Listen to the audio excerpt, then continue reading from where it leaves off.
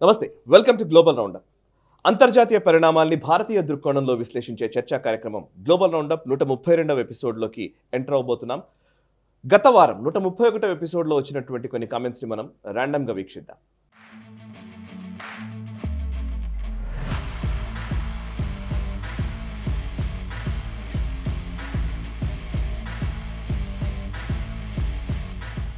చూసారు కదా, 131వ ఎపిసోడ్లో వచ్చిన కొన్ని కమెంట్స్ని మేము ర్యాండమ్గా పిక్ చేయడం జరిగింది. వాటిని వీక్షించారు కదా. 132వ ఎపిసోడ్లోకి మనం వెళ్ళబోతున్నాము. ఈ గ్లోబల్ రౌండప్ అంతర్జాతీయ పరిణామాల్ని భారతీయ దృక్కోణంలో విశ్లేషించే ఈ గ్లోబల్ రౌండప్ ఇంత గొప్ప కార్యక్రమంగా ముందుకు సాగుతున్న ఈ టైంలో ఈ ఎపిసోడ్కి ఒక ప్రత్యేకత ఉంది. అదేంటంటే రేపే మనం ఎంతో కాలంగా ఎదురు చూస్తున్నటువంటి శతాబ్దాల పోరాట ఫలితంగా వచ్చినటువంటి అయోధ్య రామ జన్మభూమిలో ఆ రామ్లల్లా ప్రాణప్రతిష్ఠ జరుగుతోంది. ఈ సందర్భాన్ని పురస్కరించుకొని మనం ఒక్కసారి ఆ శ్రీరాముడి పాదాలకి నమస్కరించుకొని ఆ రామ కార్యంలో భాగస్వాములైన వాళ్ళందరినీ అభినందించుకుంటూ వాళ్ళకి పాదాభివందనం చేస్తూ మనం ఈ వారం గ్లోబల్ రౌండప్లోకి ఎంటర్ అవుదాం. అండ్ ప్రతి వారంలాగే మనందరినీ అద్భుతమైన విశ్లేషణలతో, వివరణాత్మకమైనటువంటి సందేశాలతో మనల్ని అలరిస్తున్నటువంటి, ఎడ్యుకేట్ చేస్తున్నటువంటి అంతర్జాతీయ వ్యవహారాల నిపుణులు, విశ్లేషకులు మామిడి గిరిధర్ గారు నేషనల్ సబ్ స్టూడియోలో ఉన్నారు. వారితో మాట్లాడదాం. నమస్కారం గిరిధర్ గారు, చర్చకు స్వాగతం. నమస్తే సాయి. నేను గ్లోబల్ రౌండప్ అంతర్జాతీయ పరిణామాల గురించి మనం మాట్లాడుతూ ఉంటాము. బట్ అంతర్జాతీయంగా సార్వభౌముడిగా కీర్తించబడ్డటువంటి ఆ శ్రీరామచంద్రుడు మళ్ళీ చాలా సంవత్సరాల పోరాటం తర్వాత కొలువు తీరుతున్న ఒక శుభ ఘడియల్లో మనం ఉన్నాము. ఇంకొన్ని గంటల్లోనే ఆ ప్రాణప్రతిష్ఠ జరగబోతుంది, అంటే నెక్స్ట్ డేనే. కాబట్టి ఈ అంశంతోనే మనం మొదలు పెడదాము. దానికి అంతర్జాతీయ పరిణామాలకి శ్రీరాముడికి ఏంటి అని అనుకోవచ్చు. బట్ నేపాల్ నుంచి వస్తున్నటువంటి కొన్ని వస్తువులు కావచ్చు, లేకపోతే అటు కాంబోడియా, లేకపోతే వేరే వేరే దేశాల నుంచి కూడా ఈ రాముడి ప్రాణప్రతిష్ఠ కోసం అనేక మంది వాళ్ళు తరలి వస్తూ ఉన్నారు. అంతేకాదు మనల్ని చాలా సంవత్సరాల పాటు వాళ్ళ ఏలుబడితో మన గ్రోత్ని అడ్డుకొని మనల్ని బానిసలుగా చేసినటువంటి బ్రిటిషర్ల పార్లమెంట్లోనే, యూకే పార్లమెంట్లోనే జై శ్రీరామ్ నినాదాలు మారుమోగాయి. ఇది ఈ వారంలో కనిపించినటువంటి ఒక గొప్ప సంఘటన. అండ్ సనాతన సంస్థ యూకేకి సంబంధించిన వాళ్ళు ఆర్గనైజ్ చేసినట్టుగా తెలుస్తోంది. బ్రిటిష్ పార్లమెంట్లో జై శ్రీరామ్ నినాదాలు మారుమోగడం గురించి ఆ అంశంతో మనం మొదటి పాజిటివ్ అంశంగా దాన్ని తీసుకొని అయోధ్య గురించి 2 మాటలు మాట్లాడి మనం మిగతా అంశాల్లోకి వెళదాం. ప్లీజ్. రాముడు ఎవరి ఒక్కరికి చెందినటువంటి వాడు కాదు, యావత్ మానవాళికి చెందినటువంటి వ్యక్తి. ఎగ్జాక్ట్లీ. అందరూ కూడాను దీన్ని సెలబ్రేట్ చేయవలసిందే, హర్షించవలసిందే, ఇది ఒక పండగలా జరుపుకోవాల్సిందే. యూకే పార్లమెంట్లో చేయడం అనేది చాలా వాళ్ళ దేశంలో ఉన్నటువంటి హిందువులని వాళ్ళు గౌరవించినట్లు దాన్ని మనం భావిద్దాం. ప్లస్ అలాగే మనకు అన్ని దేశాల నుంచి కూడా సందేశాలు రావడం మనం చూసాం. మనము యూఏఈ నుంచి, ఇన్ఫ్యాక్ట్ ముస్లిం దేశాల నుంచి కూడా మనకు చాలా సందేశాలు వచ్చాయి, కంగ్రాచులేట్ చేస్తూ మనకు వచ్చాయి. అలాగే మనకు ఈవెన్ పాకిస్తాన్ ఆక్రమిత జమ్మూ కాశ్మీర్లో ఉన్నటువంటి శారదా పీఠం నుంచి కూడా మనకు మట్టి అవన్నీ రావడం మనం చూసాం. మనము థాయిలాండ్లో ఉన్నటువంటి అయోధ్య అన్నటువంటి వాళ్ళ ఏదైతే క్షేత్రం ఉన్నదో, బ్యాంకాక్లో ఉన్నటువంటి క్షేత్రము, ఆ క్షేత్రం నుంచి కూడా మట్టి అవన్నీ కూడాను దీనికి పంపించడం జరిగింది. అలాగే ఎన్నో వందల నదుల నుంచి నీళ్లు తీసుకొచ్చి ఇక్కడ చేస్తున్నారు. అంటే ఇది ప్రపంచవ్యాప్తంగా అందరూ కూడా దీంట్లో పాలు పంచుకుంటున్నారు. కాబట్టి ఇది ఒక గ్లోబల్ ఇష్యూ కింద మనం భావించాలి. ఏదో అయోధ్యకు చెందింది మాత్రమే లేదా హిందువులకు మాత్రమే అనుకోవడానికి వీల్లేదు. చాలామంది ముస్లింలు కూడా భజనలు చేసుకుంటూ చాలామంది నడుచుకుంటూ వెళ్తున్నారు. అలాగే మనకు ఊడి దగ్గర ఉన్నటువంటి ముస్లిం అమ్మాయి పహాడీ భాషలో రాముడిని కీర్తిస్తూ ఆవిడ అమ్మాయి పాట పాడినటువంటి ఇది కూడా మనం చూసాం మనం. కాబట్టి బ్రిటిష్ పార్లమెంట్లో దీన్ని వాళ్ళు రాముడిని కీర్తిస్తూ భజన చేయడం అన్నది, అలాగే శ్రీకృష్ణ పరమాత్ముడి యొక్క భగవద్గీతలోని ఒక చాప్టర్ని అంతా వాళ్ళు చదవడం అన్నది మంచి శుభసూచకంగా నేను భావిస్తాను. రాముడి యొక్క స్థాపన తర్వాత మన దేశమే కాదు ప్రపంచవ్యాప్తంలో కూడా కంప్లీట్గా ఒక విధమైనటువంటి రూల్ ఆఫ్ లా, అంటే ధర్మాన్ని అనుసరించేటువంటి ఒక సంస్కృతి మనుషులలో, ప్రజల్లో వస్తుంది అని మనం ఆకాంక్షిద్దాము. అటువంటి ధర్మ పరిపాలనకు ఆయన నాంది పలుకుతారు. ఆయన అక్కడ కొలువు తీరి ప్రపంచాన్నంతా కూడా ధర్మబద్ధంగా నడిపించేటువంటి దిశగా ఆయన ఆశీర్వదిస్తారని మనం కోరుకుందాం. ఖచ్చితంగా సార్, ఖచ్చితంగా. ఇక నెక్స్ట్ అంశాల్లోకి వెళదాం. ఇండియన్ నేవీ ఐఎన్ఎస్ విశాఖపట్నం ద్వారా అమెరికన్ షిప్ని రెస్క్యూ చేయడం జరిగింది. హౌతీ రెబల్స్ నుంచి అటాక్స్ వస్తున్న టైంలో కోస్ట్ ఆఫ్ యమన్ దగ్గర తీర ప్రాంతంలో ఈ అటాక్ జరుగుతున్న సందర్భంలో అమెరికన్ షిప్ని జెంకో పికార్డి దాని పేరు, అమెరికన్ షిప్ని భారత నావికాదళం రెస్క్యూ చేసింది. ఇది నిజంగా ఒక రకంగా జస్ట్ వార్త కాదు ఇది. అమెరికా అనగానే ఒక సుప్రిమసీకి పేరుగా ఎక్కడైనా సరే వాళ్ళు వాటర్లో అయినా నేలపైన అయినా సరే మాదే ఆధిపత్యం అన్నట్టుగా కనిపిస్తూ ఉంటారు. సరే ఇది చిన్న షిప్ కావచ్చు, అది దాని మరి డిఫెన్స్ సిస్టమ్కి సంబంధించిందో లేదో మీరు విశ్లేషించవచ్చు. But what ever it may be, వార్త చదవడమే ఒక అమెరికన్ షిప్ని భారత్ రెస్క్యూ చేసిందన్న మాటనే చాలా గొప్పగా కనిపించింది. That's it. సో ఒకసారి దాని వివరాలు విశ్లేషణ మీ నుంచి రావాలి. కరెక్ట్, తప్పకుండా. మనం చూస్తే కనుక అక్కడ ఆ ప్రాంతంలో మన నావికా శక్తి పెద్దగా ఉన్నదని అర్థం చేసుకోవాలి. పర్ఫెక్ట్. రమారమి 10 షిప్పులు మనం అక్కడ గస్తీ తిరుగుతున్నాయి. ఇంకా అవసరమైతే ఇంకా పంపిస్తామని కూడా చెప్పడం జరిగింది. అలాగే మన P-8I ఎయిర్ క్రాఫ్ట్స్ అక్కడ తిరుగుతున్నాయి. మన ఇతరత్ర సర్వీలెన్స్ డ్రోన్స్ తిరుగుతున్నాయి. అక్కడ చాలా క్షుణ్ణంగా గస్తీ తిరుగుతున్నాం మనము. కాబట్టి ఎక్కడ ఎవరికి ఏం ప్రమాదం వచ్చినా ఫస్ట్ రెస్పాన్స్ భారతదేశం నుంచే వస్తుంది. అమెరికన్స్ అక్కడ హౌతీల మీద అటాక్ చేయడం కానీ ఇతరత్ర పనులు చేస్తున్నారు, కానీ వాళ్ళందరూ కలిపితే కూడా ఒక 13-14 షిప్లో ఉన్నాయి వాళ్ళవి. భారతదేశం ఒకటే 10 షిప్పులు పంపించాము. నిజంగా చూస్తే కనుక మన స్ట్రెంగ్త్ అక్కడ వాళ్ళకంటే ఎక్కువ మనదే ఉన్నది అక్కడ. అమెరికా కూడా అదే కోరుకుంటోంది. మనం చాలా నెలలుగా మనం చెప్పుకుంటున్నాం, ఇండో పెసిఫిక్ ప్రాంతాన్నంతా కూడాను నెట్ సెక్యూరిటీ ప్రొవైడర్గా భారతదేశం ఉండమని వాళ్ళు కోరడం జరిగింది. ఆ పని మనం కూడా చేస్తున్నాం. అందుకని ఇప్పుడు అమెరికన్ షిప్పే దాంట్లో ఇరుక్కున్నప్పుడు వాళ్ళని కూడా రక్షించింది మనమే. ఇన్ఫ్యాక్ట్ గత ఎపిసోడ్లో మనం డిస్కస్ చేసినప్పుడు కూడా ఒక షిప్ని ఏదైతే మనం రెస్క్యూ చేశామో ఆ షిప్ చైనా రిజిస్టర్డ్ షిప్ అది. సో చైనాకు సంబంధించిన షిప్ని మనం రెస్క్యూ చేశాము. ఈసారి అమెరికాకి సంబంధించిన షిప్ని కూడా రెస్క్యూ చేశాము. అంటే ఆ ప్రాంతంలో ఎవరు వెళ్ళినా కానీ వాళ్లకు అవసరమైతే కనుక భారత నావికాదళమే వాళ్ళకు రక్షణగా వస్తుంది అనేది స్పష్టంగా అర్థమవుతుంది. Okay, correct. అది మన స్ట్రెంగ్త్ అక్కడ ఉన్నది. కాబట్టి మనల్ని కాదని, మరి జిబోటీలో చైనాకు బేస్ ఉంది కదా, మరి అమెరికాకు బేస్లు ఉన్నాయి కదా, మరి వాళ్ళు ఎందుకు రక్షించలేకపోతున్నారు? వాళ్ళ రెస్పాన్స్ టైం వచ్చేసరికి భారతదేశం ఆల్రెడీ ఇక్కడ సిద్ధంగా ఉన్నాం.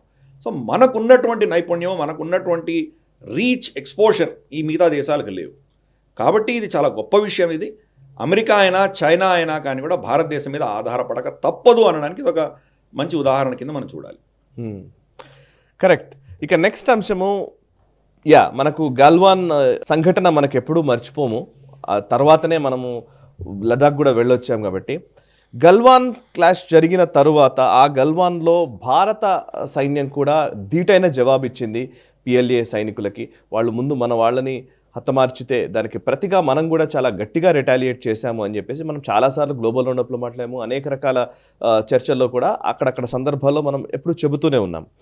సో ఇప్పుడు రీసెంట్గా ఈ వారంలో జరిగిన ఒక పరిణామం ఏంటంటే, భారత ప్రభుత్వము కొంతమంది PLA సైన్యంపై అటాక్ చేసిన వాళ్ళని, వాళ్ళ పైన చేసిన వాళ్ళకి ఒక గ్యాలంటరీ అవార్డ్స్ ఇస్తూ మన సైనికుల్ని మనం గౌరవించుకున్నాం. భారత ప్రభుత్వం చేసింది. అఫ్కోర్స్ ఆ సైటేషన్ వీడియో రిలీజ్ చేయడము, ఆ రిలీజ్ చేసిన తర్వాత మళ్ళీ కొంతసేపటికి సోషల్ మీడియా నుంచి తీసేయడము, ఇవన్నీ జరిగినాయి. ఎందుకు సైటేషన్ తీసేశారు ఆ వీడియోని అనేది ఒక విషయం. చైనా అనవసరంగా మనం దాన్ని ఎందుకు ఇబ్బంది పెట్టడము అనే ఉద్దేశమా, లేకపోతే ఇంకోటి ఆ రీజన్స్ ఏమైనా చెప్పొచ్చు. బట్ ఈ గ్యాలంటరీ అవార్డ్స్ మన భారత సైనికులకు ఎక్కడైతే గల్వాన్లో జరిగిన సంఘటనలో పాల్గొన్న వాళ్ళకి గ్యాలంటరీ అవార్డ్స్ ఇవ్వడం మాత్రం చాలా గొప్ప పరిణామం, గొప్ప అంశం. వీటి రెండింటిని మీరు ఎట్లా విశ్లేషిస్తారు? అంటే గల్వాన్ ఒకటే కాదు, మనకు LAC, అదే చైనాతో పోరాడిన వాళ్ళని. ఎందుకంటే దీంట్లో 1-2 ఘటనలు మనకు తవాంగ్ దగ్గర జరిగినాయి, యాంగ్సే దగ్గర జరిగింది. తెలిసిన విషయం అది. యాంగ్సే దగ్గర జరిగిన విషయంలో మనం వాళ్ళని చాలా ధీటుగా సమాధానం ఇచ్చాం. వాళ్ళకి మనకు విశ్వసనీయ వర్గాలతో తెలుస్తోంది ఏంటంటే, కనీసం అంటే ఒక 4-5 చైనీస్ సైనికులు చనిపోయి ఉండొచ్చు అంటున్నారు. అంటే వాళ్ళు మనం కొట్టిన గాయాలకి వాళ్ళు బతికే అవకాశాలు కనిపించట్లేదు. అలాగే 10 మంది దాకా వాళ్ళ PLA సైనికుల్ని మనం బందీలుగా తీసుకున్నాం. మనం తర్వాత ఒక ఫ్లాగ్ మీటింగ్ పెట్టారు. వాళ్ళు వైట్ ఫ్లాగ్ తీసుకొని వచ్చారు, మీటింగ్ పెట్టారు, వాళ్ళని ఇచ్చేయడం జరిగింది. 2 దేశాలు కూడాను స్టేట్మెంట్ ఏమి ఇచ్చాయంటే, ఏదో చిన్న ఘర్షణ జరిగింది, అది లోకలైజ్డ్గా దాని సమస్యను పరిష్కరించుకున్నారని చెప్పారు, కానీ డీటెయిల్స్ బయటికి రాలేదు. అటువంటి ఘటనలలో పాల్గొన్నటువంటి మన వీర సైనికులకు గ్యాలంటరీ అవార్డ్స్ ఇవ్వడం జరిగింది. ఓకే, గ్యాలంటరీ అవార్డ్స్ ఇస్తున్నప్పుడు సైటేషన్ ఇస్తారు. వీళ్ళకి ఎందుకు గ్యాలంటరీ అవార్డు ఇస్తున్నారు? సైటేషన్ ఇస్తారు. దాంట్లో స్పష్టంగా చైనీస్ PLAని వీళ్ళు ఎలా అడ్డుకోగలిగారు అన్నటువంటి సైటేషన్స్ ఇచ్చారు. ఆ సైటేషన్స్ ఆధారంగా ఇప్పుడు మనకేం తెలుస్తోందంటే నిజంగా మన వాళ్ళు చాలా ధీటుగా అక్కడ సమాధానం ఇచ్చారు, చైనా కంగు తినింది, దెబ్బ తినింది అని మనకు తెలుస్తుంది.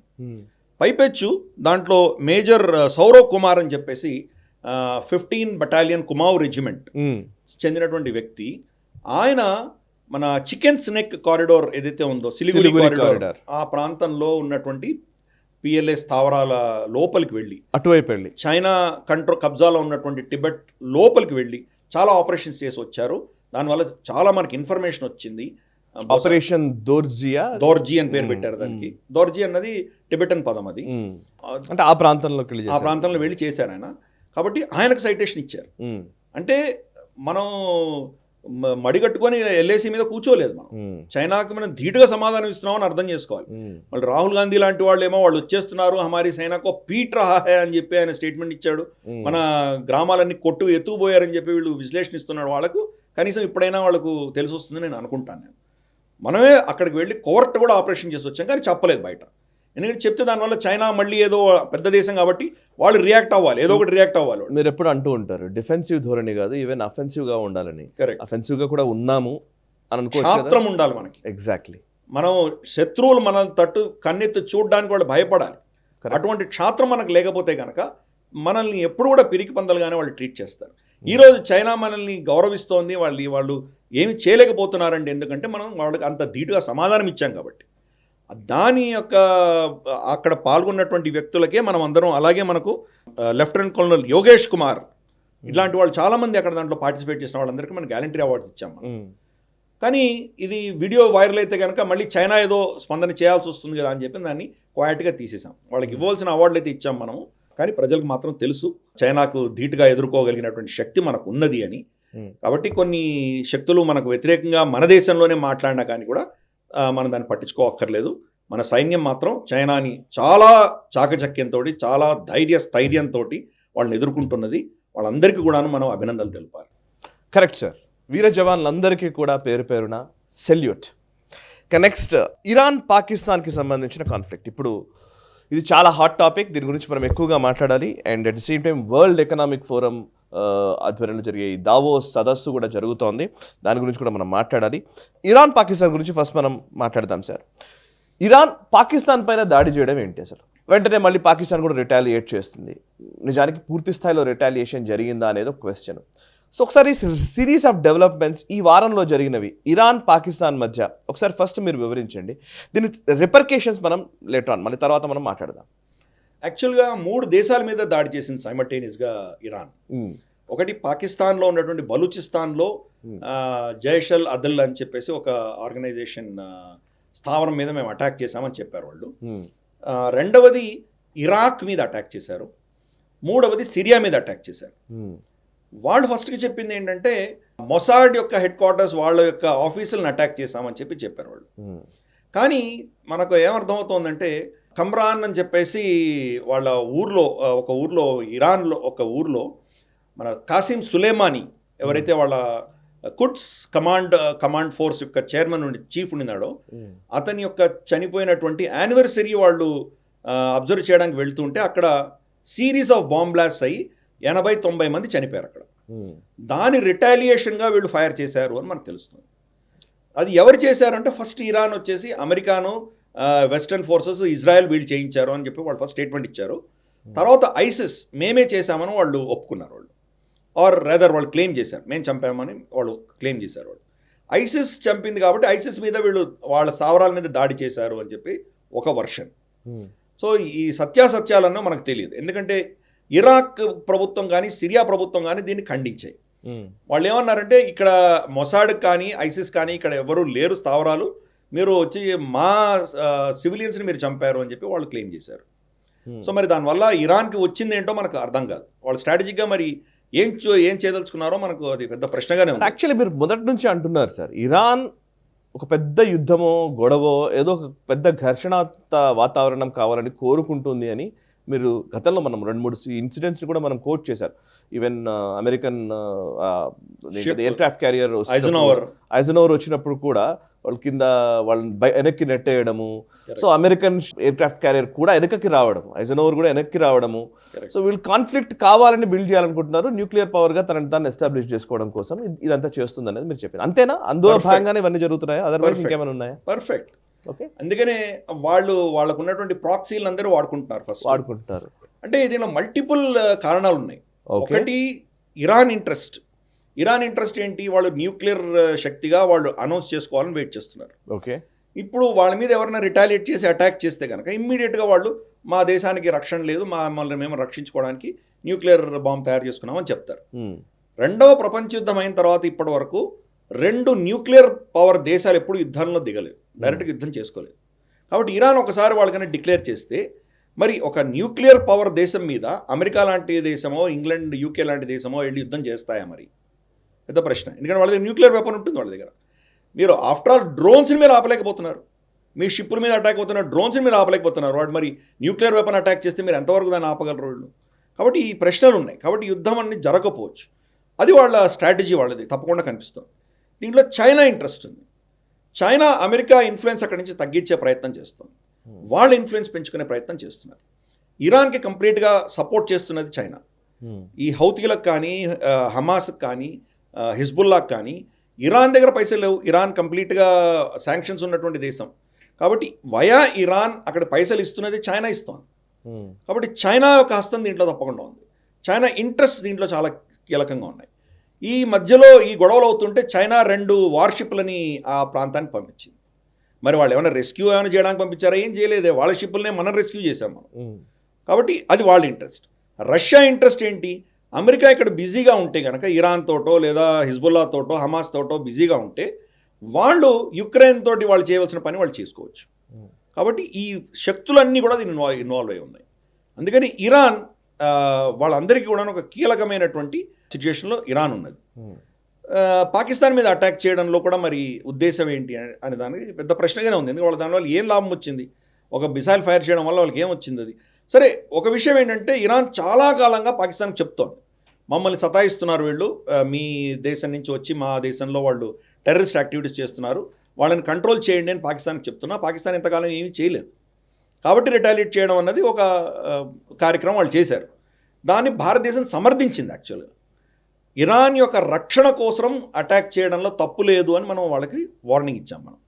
అంటే ఒక విధమైన స్టేట్మెంట్ భారతదేశం ఇచ్చింది, ఇరాన్ని సమర్థిస్తూ ఇచ్చాం మనం. సరే, అమెరికా ఎలాగో ఇరాన్కి వ్యతిరేకం కాబట్టి పాకిస్తాన్ని సమర్థిస్తూ వాళ్ళు స్టేట్మెంట్ ఇచ్చారు. వీళ్ళ సార్వభౌమత్వాన్ని వాళ్ళు ఉల్లంఘించడం తప్పుది, దానివల్ల ఇది ఇంటర్నేషనల్ లాని వాళ్ళు ఉల్లంఘించారు అని చెప్పి అమెరికా పాకిస్తాన్ తరఫున వాళ్ళు స్టేట్మెంట్ ఇచ్చారు. మరి అటువంటప్పుడు మీరు అదే ఇంటర్నేషనల్ బార్డర్ దాటి వెళ్ళి ఒసామా బిన్ లాదెన్ని చంపారు కదా మీరు. మరి మీరు చంపినప్పుడు న్యాయం, అది న్యాయమా? వీళ్ళు చేస్తే అన్యాయమా ఇది? సో అందుకని హిపోక్రసీ అంత వీళ్ళది, అంతకంటే ఇంకేం లేదు. ఎనీవే, దానికి ఇమ్మీడియట్గా ఏం చేశారంటే వాళ్ళ అంబాసిడర్ దాన్ని సస్పెండ్ చేశారు. పాకిస్తానీ అంబాసిడర్ రీకాల్ చేశారు. అలాగే ఇరానియన్ అంబాసిడర్ ఆల్రెడీ తెహరాన్లో ఉన్నాడు. ఆయన అంటే పాకిస్తాన్లో ఉండవలసిన అంబాసిడర్ ఆయన ఇరాన్లో ఉన్నాడు. ఆయన మీరు వెనక్కి రావద్దండి అని చెప్పడం జరిగింది. సో ఇద్దరి యొక్క ఎంబసీస్ని వాళ్ళు తగ్గించుకున్నారు. తగ్గించుకున్న తర్వాత 45 గంటల్లో వీళ్ళు అటాక్ చేశారు.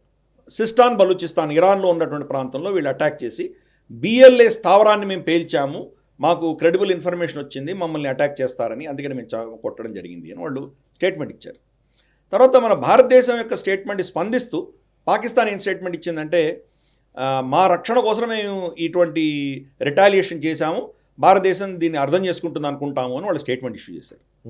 అంటే ఏంటి? లిటరల్గా వాళ్ళు బాలాకోట్ పని చేసింది కరెక్ట్ అని ఒప్పుకోవాలి కదా. మరి మాకు కూడా రక్షణ ప్రాబ్లం ఉంది కాబట్టి మేము బాలాకోట్ని అటాక్ చేశాం కదా. అంతే కదా. మరి ఈక్వేట్ అయిపోయింది కంప్లీట్గా. ఈరోజు పరిస్థితి ఏంటంటే, యుద్ధం అంటూ వస్తే కనుక ఇరాన్కి పాకిస్తాన్ మధ్యలో యుద్ధం వస్తే నిజంగా పాకిస్తాన్ యుద్ధం చేయగలదా అంటే పెద్ద ప్రశ్న. వాళ్ళ దగ్గర ఎకానమీ కుదేలైపోయింది. వాళ్ళకి $6 నుంచి $8 బిలియన్ మాత్రమే వాళ్ళ దగ్గర ఫారెక్స్ రిజర్వ్స్ ఉన్నాయి. యుద్ధం అంటూ ఇరాన్తో జరిగితే కనుక అది కొన్ని నెలలు పట్టిందంటే తట్టుకునే శక్తి పాకిస్తాన్ దగ్గర లేదు. వాళ్ళ దగ్గర ట్యాంకుల్లో వేయడానికి ఇంధనం లేదని చెప్పి వాళ్ళ కమర్ జావేద్ బాజ్వా వాళ్ళ మాజీ ఆర్మీ చీఫే చెప్పారు ఆయన. కాబట్టి యుద్ధం చేసేటువంటి కెపాసిటీ వాళ్ళ దగ్గర లేదు. కాబట్టి ఇద్దరు ఏం చేశారంటే, దీని సమస్యని పరిష్కరిద్దాము అని చెప్పేసి ఇద్దరు దాన్ని కామ్ డౌన్ చేసే ప్రయత్నం ఇద్దరు చేస్తున్నారు. ఆ బార్డర్ ప్రాంతాలన్నీ కూడాను అస్థిరంగా ఉన్నాయి. బలుచీలు అటు ఇటు వెళ్ళడం, ఒకరినొకరు చంపుకోవడం, ఈ దేశంలో వాళ్ళు వచ్చి వీళ్ళని చంపడం, వీళ్ళు వచ్చి వాళ్ళని చంపడం అనేది తరచూ జరుగుతోంది. మనం గ్లోబల్ రౌండప్లో కూడా చర్చించుకున్నాము. సిస్టాన్ బలూచిస్తాన్లో ఒక పోలీస్ స్టేషన్లో గత 2-3 నెలల క్రితం 12 మంది పోలీసులను చంపారు వాళ్ళు. జైషల్ అదుల్ వాళ్ళు వచ్చి చంపి వెళ్ళారు. కాబట్టి ఈ ప్రాంతం అంతా కూడాను ఇప్పుడు చాలా సెన్సిటివ్గా ఉంది. ఇన్ఫ్యాక్ట్ ఒక హౌతీలు మొదట అటాక్లు మొదలుపెట్టిన వారం మనం చేసిన గ్లోబల్ రౌండప్ ఎవరైనా చూసుంటే కనుక మనం ఇచ్చిన స్టేట్మెంట్ ఇప్పుడు సత్యం అవుతుంది. పర్ఫెక్ట్. అక్కడ కంప్లీట్గా అస్థిరమై ఇరాన్ కూడా రంగంలో దిగిందంటే కనుక ఈ ప్రాంతం అంతా కూడా అస్థిరమై కంప్లీట్గా డీస్టేబిలైజ్ అయ్యి చమురు ధర పెరిగిపోతుంది. చమురు ధర పెరగడంతో ప్రపంచం అంతా కూడా ఒక విధమైనటువంటి ఎకనామిక్ డిప్రెషన్, రెసెషన్లోకి వెళ్ళేటువంటి ప్రమాదాలు ఉన్నాయి దీన్ని ఆపకపోతే అని మనం అప్పుడు చర్చించాం. మనం అదే జరుగుతుంది ఎగ్జాక్ట్లీ. ఇమ్మీడియట్గా 2% ఆయిల్ ప్రైసెస్ పెరిగిపోయినాయి ఇరాన్ అటాక్స్ అవ్వంగానే. సో రెడ్ సీ నుంచి వెళ్లకుండా అందరూ చాలా పెద్ద రూట్ తీసుకొని వెళ్తున్నారు. దాంతో మనకు కంప్లీట్గా ఒక విధమైనటువంటి ఎకనామిక్ డౌన్ టర్న్ అనేది మనం చూడబోతున్నాం.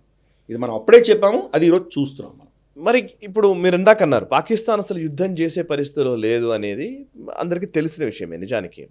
అయితే నేననేది ఈ కాన్ఫ్లిక్ట్ వల్ల అంటే ఇప్పటిదాకా పాకిస్తాన్ అసలు ఎవరు పట్టించుకోవట్లేదు. నిజానికి వాళ్ళు ఎంత కష్టాల్లో ఉన్నారు, ఏమవుతోంది ఏంటి అనేది ఎవరు పట్టించుకోవట్లేదు. బస్ మొత్తం అంతర్జాతీయ సమాజం అంతా కూడా పాకిస్తాన్ని పెద్దగా కన్సిడరేషన్లో కూడా తీసుకోవట్లేదు. అండ్ ఆఫ్ కోర్స్ మనం చాలా దారుణంగా వాళ్ళని ఐసోలేట్ చేసాం. అయితే ఇట్లాంటి కాన్ఫ్లిక్ట్స్ వచ్చినప్పుడు మళ్ళీ కొంత పాకిస్తాన్ అనుకూలత అనేది వెస్ట్రన్ కంట్రీస్ నుంచి వచ్చే అవకాశం ఉందా? బికాజ్ శత్రువు మిత్రుడు. అండ్ ఇరాన్ ఈ పాకిస్తాన్ మధ్య కొంత పాకిస్తాన్ని మళ్ళీ పెంచి పోషించడము ఇవన్నీ మళ్ళీ మొదలవుతాయా అనేది ఒక చిన్న సందేహం. తప్పకుండా అవకాశాలు ఉన్నాయి, లేకపోలేదే మనం చెప్పలేము మనం. ఎందుకంటే మనం చూస్తే కనుక అమెరికా ఆల్రెడీ స్టేట్మెంట్ ఇచ్చింది, పాకిస్తాన్ని సమర్థిస్తూ స్టేట్మెంట్ ఇచ్చింది. అదే మిమ్మల్ని అటాక్ చేస్తే కానీ మీరు దాన్ని డిఫెండ్ చేసుకున్నారు, దీనిలో తప్పు లేదు, ఇరాన్ చేసింది చాలా తప్పు అని చెప్పి వాళ్ళు ఆల్రెడీ స్టేట్మెంట్ ఇవ్వడం జరిగింది. అది కానీ ఈరోజు అమెరికా పరిస్థితి ఏంటంటే యుక్రెయిన్ కానీ ఇజ్రాయెల్ కానీ టైవాన్ కానీ పైసలు ఇవ్వలేనటువంటి పరిస్థితి. కాంగ్రెస్లో రిపబ్లికన్స్ డెమోక్రాట్స్ కొట్టుకుంటూ వాళ్ళు బడ్జెట్స్ శాంక్షన్ చేయట్లేదు. బడ్జెట్స్ శాంక్షన్ చేయకపోయేసరికి ఎవరికి కూడా పైసలు ఇవ్వలేనటువంటి పరిస్థితి. ఆ పరిస్థితిలో మరి పాకిస్తాన్కి వీళ్ళు ఏమి ఇస్తారు వాళ్ళు? కాకపోతే రేపటి రోజు నిజంగా అమెరికా కానీ నేటో కానీ లేదా వెస్టర్న్ ఫోర్సెస్ కానీ ఇరాన్ తోటి డైరెక్ట్గా యుద్ధం వస్తే వాళ్ళకి ఇంకో ఫ్రంట్ కావాలి. కాబట్టి అప్పుడు పాకిస్తాన్ వాడుకుంటారు వాళ్ళు. అప్పుడు పాకిస్తాన్ అవసరం వస్తుంది వాళ్ళకి. కరెక్ట్. కాబట్టి చూద్దాం రాబోయే కాలంలో మరి ఇది ఇక్కడతో సమసిపోయిందంటే కనుక బహుశా వాళ్ళు వెస్టర్న్ సపోర్ట్ పాకిస్తాన్కి రాకపోవచ్చు. ఒకవేళ ఇది ఎస్కలేట్ అవుతే మాత్రం తప్పకుండా పాకిస్తాన్ యొక్క జాగ్రాఫిక్ లొకేషన్ అనేది వీళ్లకు అవసరపడుతుంది. కాబట్టి అప్పుడు పాకిస్తాన్ వాడుకుని వాళ్ళకి పైసలు ఇవ్వడం అనేది జరుగుతుంది. చూద్దాం రాబోయే రోజుల్లో మరి ఇది ఎటు పరిణామాలు ఎటు దిశగా వెళ్తాయి మనం వేచి చూద్దాం. ఓకే. అండ్ ఇంకొక పాయింట్ ఉంది నాకు. ఇప్పుడు ఇరాన్ పాకిస్తాన్ మధ్య ఇప్పుడు లైక్ ఇరాన్కి వ్యతిరేకంగా ఒక అమెరికానే చూడడానికి వీల్లేదు. ఈవెన్ సౌదీ అరేబియా లాంటి దేశాలు కావచ్చు, లేకపోతే ఇజ్రాయెల్ లాంటి దేశాలు కావచ్చు, ఒక బ్లాక్ మొత్తం ఇరాన్ని ఈరోజు దోషిగా లేకపోతే శత్రువుగా పరిగణిస్తున్న సందర్భంలో భారత స్టాండ్ ఏ విధంగా ఉంటుంది? అమెరికా కొంత పాకిస్తాన్కి అనుకూలంగా వ్యవహరించవచ్చు, అండ్ మన ప్రయోజనాలు మనం చూసుకుంటాం. ఇటువైపు అటువైపు ఉండడం అనేది మనం ఎప్పుడో మానేసాం. చాలా రోజుల నుంచి అయితే చాలా డిసైసివ్గా మనకేది ప్రయోజనమో అదే అనుకుంటున్నామని. సో మీరు ఒక ఇంటర్నేషనల్ రిలేషన్స్కి సంబంధించి లేకపోతే ఈ డెవలప్మెంట్స్ మీద చూస్తున్నారు కాబట్టి మన స్టాండ్ ఏంటి? మనం ఎలా రాబోయే రోజుల్లో మన నిర్ణయాలు తీసుకునే అవకాశం ఉంది? మనం ఆచితూచి వ్యవహరిస్తున్నాం. ఇక్కడ జయశంకర్ గారు తెహరాన్ వెళ్ళారు. తెహరాన్ వెళ్ళి అక్కడ ఇరానియన్ ఫారెన్ మినిస్టర్తో కలిశారు. అలాగే ఇబ్రహీం రైసీ వాళ్ళ ప్రెసిడెంట్ని కలవడం జరిగింది. సరే, మనకు అఫీషియల్గా చర్చలో ఏంటంటే ఫార్సీ అన్న భాషని భారతదేశంలో ఒక భాషగా ఇంట్రడ్యూస్ చేస్తాము అని చెప్పడం, వాళ్ళకేదో కల్చరల్గా వాళ్ళకేదో సపోర్ట్ చేస్తున్నట్టు చెప్పడం, అలాగే చాబహార్ గురించి చర్చ జరిగినట్టు చెప్పడం, అలాగే రెడ్ సీ ఏరియాలో ఉన్నటువంటి పరిస్థితుల గురించి చర్చించామని చెప్పారు కానీ నిర్ణయాలు ఏం తీసుకున్నారో చెప్పలేదు.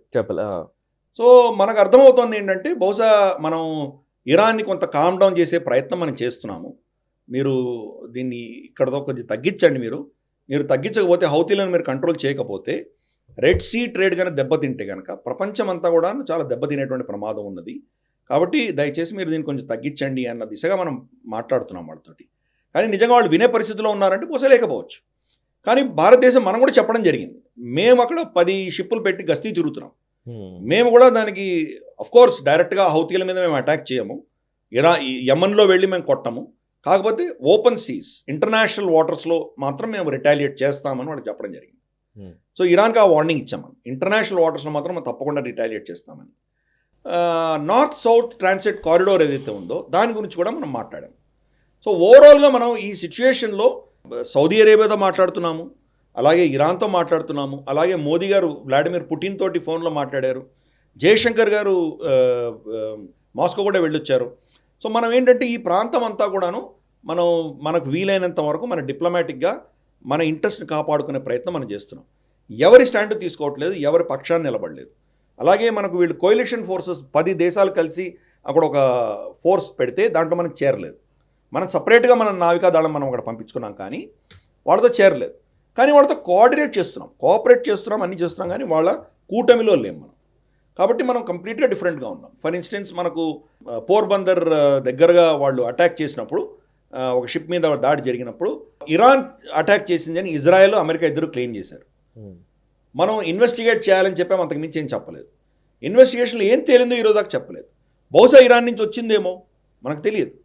జయశంకర్ గారు వాళ్ళతో ప్రైవేట్గా మాట్లాడి ఉండొచ్చు, కానీ మనం పబ్లిక్గా ఇరాన్కి వ్యతిరేకంగా ఏం మాట్లాడట్లేదు. సో పబ్లిక్గా మనం అందరితోటి మైత్రి మెయింటైన్ చేస్తున్నాము, ప్రైవేట్గా మాట్లాడుతున్నాం అందరితో. ప్రైవేట్ కాన్వర్జేషన్ చాలా మటుకు బయటకు చెప్పరు. కాబట్టి మన స్టాండ్ అన్నది ఏ కూటమిలో లేము మనం. వీళ్ళకు వ్యతిరేకంగానో వాళ్ళ కూటమిలోనో అలా ఇద్దరులో లేకుండా మనం బ్యాలెన్సింగ్ చేసుకుంటూ వెళ్తున్నాము. కానీ యుద్ధం అంటూ వస్తే కనుక మనకు కూడా ఇబ్బందులు తప్పవు. అప్పుడు మనం ఏదో ఒక స్టాండ్ తీసుకోవాల్సినటువంటి పరిస్థితి వస్తుంది. బహుశా ఈ దేశాలకు వ్యతిరేకంగా మనం యుద్ధం చేయకపోవచ్చు, కానీ ఇంటర్నేషనల్ వాటర్స్ని ప్రొటెక్ట్ చేయడం అనేది మాత్రం తప్పకుండా చేస్తాం. ఎస్ ఇప్పుడు నేను మాట్లాడబోయే టాపిక్ వరల్డ్ ఎకనామిక్ ఫోరం గురించి. ప్రేక్షకులందరికీ ఒక చిన్న విజ్ఞప్తి. మీరు ఇప్పటిదాకా చూసినటువంటి అన్ని గ్లోబల్ రౌండప్ చర్చలు మీరు చాలా వరకు కొన్ని వీడియోస్ని చూడవచ్చు, షేర్ చేయవచ్చు, లైక్ చేయవచ్చు. బట్ ఈ పర్టికులర్ టాపిక్ మాత్రం నెక్స్ట్ జనరేషన్ పిల్లలకి, అందులోనూ ఈరోజు అమెరికాలో లేకపోతే వెస్ట్రన్ కంట్రీస్లోనో సెటిల్ అవ్వాలనుకునే వ్యక్తులకి, లేదంటే రాబోయే తరాలని మభ్యపెట్టే కొన్ని కీలకమైన కుట్రపూరితమైనటువంటి కొన్ని నిర్ణయాలకు సంబంధించిన చర్చ ఇప్పుడు మేము చేయబోతున్నాము. చాలా సీరియస్ సబ్జెక్ట్ ఇది. దీని గురించి మాత్రం ఖచ్చితంగా మా పిల్లలకు తెలిపే ప్రయత్నం అయితే చేయండి. ఇది నా పర్సనల్గా నేను చేస్తున్నటువంటి ఒక విజ్ఞప్తి. Yes sir, world economic forum గురించి మనం మాట్లాడాలి. ఇది అందరికీ కూడా వరల్డ్ ఎకనామిక్ ఫోరం అనేది ముఖ్యంగా మన తెలుగు రాష్ట్రాల్లో దావోస్ అనగానే, దావోస్ పర్యటనకు చంద్రబాబు నాయుడు ముఖ్యమంత్రిగా ఉన్నప్పటి నుంచి ఇప్పటి వరకు దావోస్ పర్యటన అనేది ఒక పెద్ద కీలకమైన అంశంగా, చాలా గొప్పగా గ్లోరిఫై చేసినటువంటి విషయంగా మనకు కనిపిస్తుంది. దావోస్ పర్యటనలో బాబు గారు అప్పుడు పోవడం కావచ్చు, ఆ తర్వాత వచ్చినటువంటి ఏ నాయకుడైనా కానీ అదొక పెద్ద స్టేటస్ సింబల్ లాగా కూడా మారిపోయింది. అంటే నేను చాలా గొప్పవాడిని అని చెప్పడానికి కూడా వీలు.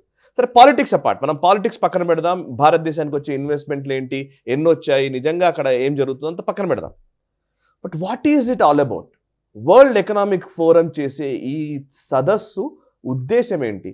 దీన్ని చాలా సాదాసీదాగా, చాలా గొప్పగా అభివర్ణిస్తున్నట్టుగా నాకు తెలిసి అక్కడ ఉన్న విషయాలైతే ఏం కనిపించట్లేదు. క్లోజ్ డోర్లో మాట్లాడే అనేక విషయాలు, దాని రిపర్కేషన్స్ మనము సంవత్సరాల తరబడి మొత్తం ఈ ప్రపంచం మొత్తం అనుభవించాల్సిందే. అట్లాంటి ఒక కీలకమైన చంక్ అక్కడ కూర్చొని కొన్ని నిర్ణయాలు చేస్తున్నారు. వాటి ఉద్దేశాలు, వాటి గురించి కొంతసేపు మనం మాట్లాడాలి sir. Please, first world economic forum లక్ష్యం ఏంటి, ఉద్దేశం ఏంటి, ఏం చేస్తున్నారండి? మనకు దీంట్లో 2 అంశాలు ఉన్నాయి. ఒకటి పబ్లిక్గా అందరూ చూసేటి అంశాలు కొన్ని ఉంటాయి. ఆప్టిక్స్ మన వాళ్ళు కూడా చాలా మంది, అది రాహుల్ కన్వల్ వీళ్ళందరూ ఇంటర్వ్యూ చేస్తున్నారు. రేవంత్ రెడ్డి రేవంత్ రెడ్డి గారు వెళ్ళారు, అలాగే ఈవెన్ కేంద్ర మంత్రులు కూడా వెళ్ళారు. మనకు ఇదంతా ఒక ఎత్తు, పబ్లిక్గా జరుగుతున్నటువంటి తంతు ఒక ఎత్తు. ఇవన్నీ ఎంఓయూలు, ఇన్వెస్ట్మెంట్స్, డబుల్ ట్రాన్సాక్షన్స్ అని చెప్తారు, అవన్నీ ఏదో చెప్పుకుంటారు. కానీ క్లోజ్ డోర్లో జరిగేటువంటిది రెండవ విషయం. సో మొదటి విషయం మనం చూస్తే కనుక, ఫర్ ఇన్స్టెన్స్ యాంటనీ బ్లింకెన్ భారతదేశాన్ని చాలా ఘనంగా పొగిడారు. ఆయన మోదీ గారి నేతృత్వంలో భారతదేశం చాలా గణనీయమైన పురోగతి సాధిస్తున్నది, అద్భుతమైనటువంటి రిజల్ట్స్ చూపిస్తోంది, ఒక పాజిటివ్ స్టోరీ మనకి ఏదైనా ఉందంటే భారతదేశం అని చెప్పి ఆయన కొనియాడడం జరిగింది. అలాగే మన చైనీస్ ప్రైమ్ మినిస్టర్ వెళ్ళారు అక్కడికి, ఒక 140 మంది డెలిగేషన్ తీసుకెళ్లారు. China is open for business అని చాలా చెప్పడానికి ప్రయత్నం చేశారు. వాళ్ళందరూ ఒక స్వీట్ చార్మింగ్ ఏమంటారంటే డిప్లొమసీ చేసే ప్రయత్నం చేశారు వాళ్ళు. కానీ అది అట్టర్ ఫ్లాప్ అయింది. అక్కడ చైనా ఎవరు పట్టించుకోలేదు, ఇన్వెస్ట్మెంట్స్ ఏం చెప్పలేదు అక్కడ, ఎందుకంటే చైనాలో ఉన్నటువంటి పరిస్థితి వాళ్ళకి అందరూ అర్థమవుతుంది. సో ఈ రెండు ఆప్టిక్స్, బయట ఉన్నటువంటి optics. Now let us go into the deeper one. World economic forum అంటే ఏంటి, ఫస్ట్ దాని యొక్క ఉద్దేశాలు ఏంటి, దీని వెనకాల ఉన్నటువంటి శక్తులు ఏంటి, ఇది మనం చూసామంటే కనుక 1971లో దీన్ని స్టార్ట్ చేశారు. క్లాస్ ష్వాబ్ అన్నటువంటి వ్యక్తి స్టార్ట్ చేశారు. వీళ్ళు ఎవ్వరు కూడా ప్రజలతోటి ఎన్నుకోబడ్డటువంటి వాళ్ళు కాదు. వీళ్ళు కంప్లీట్గా ప్రపంచంలో ఉన్నటువంటి అన్నిటికంటే పెద్ద కంపెనీలు, ఎన్జిఓలు, ప్రభుత్వాలు, అలాగే మనకు యునైటెడ్ నేషన్స్కి సంబంధించిన WHO లాంటి సంస్థలు, వీళ్ళందరూ కలిసి అక్కడ కూర్చొని డావోస్లో చర్చిస్తారు. ఎవ్వరు కూడా ప్రజలతో ఎన్నుకోబడ్డటువంటి వాళ్ళు కాదు. అయినా కానీ అక్కడ కూర్చొని వీళ్ళు చర్చిస్తారు. చర్చించి ప్రపంచాన్ని ఎలా తీసుకువెళ్ళాలి అని నిర్ణయాలు వాళ్ళు చేస్తారు. వాళ్ళు ఏ నిర్ణయాలు చేస్తారో ఆ నిర్ణయాలు క్రమేపీ మనం ప్రపంచంలో చూస్తున్నాం. సో వీళ్ళ ఉద్దేశంలో వాళ్ళ ఒక స్టేట్మెంట్ ఇచ్చారు, 2030 వచ్చేసరికి మీకంటూ ఏమీ పర్సనల్ ఆస్తులు ఉండవు, మీకంటూ ఎటువంటి ప్రైవసీ ఉండదు, కానీ ఎప్పుడు లేనంత సంతోషంగా ఉంటారు మీరు అని ఒక స్టేట్మెంట్ ఇచ్చారు. దీని వెనకాల వాళ్ళ పాలసీస్ మనం చూసామంటే, ఫస్ట్ వాళ్ళు ఏం చేస్తున్నారంటే అసెట్స్, మనకి ఏదైనా వస్తువులు ఉంటే వస్తువులు తీసేసి సర్వీస్ కింద కన్వర్ట్ చేస్తున్నారు. అంటే ఈరోజు నేను కోట్ వేసుకోవాలి, కోట్ నాది కాదు, నాకు ఎర్ర కోట్ కావాలి అంటే కనుక నేను ఏదో యాప్లో కొడితే ఒక డ్రోన్ వచ్చి నాకు కోట్ ఇచ్చి వెళ్తుంది. అది కోట్ నాది కాదు, నేను వేసుకుంటాను, పలానా సైజ్ అని చెప్తే వేసుకుంటాను, దానికి నేను ఫీజు కడతాను.